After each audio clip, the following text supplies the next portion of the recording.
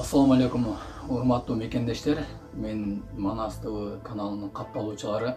Негизи экранга чыгып, негизи мен сүйлөөчү эмесмин, бирок экранга чыгып сүйлөгөнгө мен аргасыз болдум. Аябай азыркы учурда интернет тармагында талкуу болуп жаткан эки кыз жөнүндө мен сиздер менен сүйлөшөйүн дедим. Бул эки бала өзүнү патриотмун деп сезип жаткан балдарга мен кайрылуу жасагым келди. Аябай элечи. Сен менин карындаштарымы интернетке чыгарган кандай акың бар? Анан дагы сага мен суроо берейин.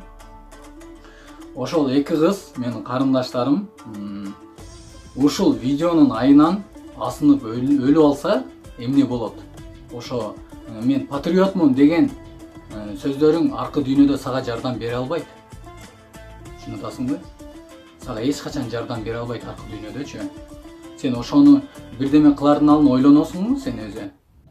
Сен экөөң эркек экенсиңер. Кыргыздын кыздарын башка өлкөлөргө таанытып атасыңар да, уят кылып атасыңар. Бирдеме кылардын алдын ойлонсоңор кичине. Силер эч качан патриот эмессиңер. Мен номерим бул жерде болот.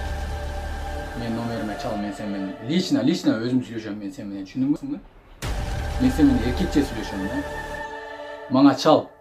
Одноклассникиме жаз, каласаң Instagram баракчама жаз, каласаң номериме жаз, түшүндүңбү? WhatsApp'амачы. Силер патриот эмессиңер. Если силер патриот болгонуңарда мына эркек болуп жүргөнүңөрдөчү, сен акырын карындаштарым мындай иш кылбагыла деп акырын телефонун алып, апасына чалып, кызыңа ушундай кылып бер десең, ошондо сен эркек болосуң да.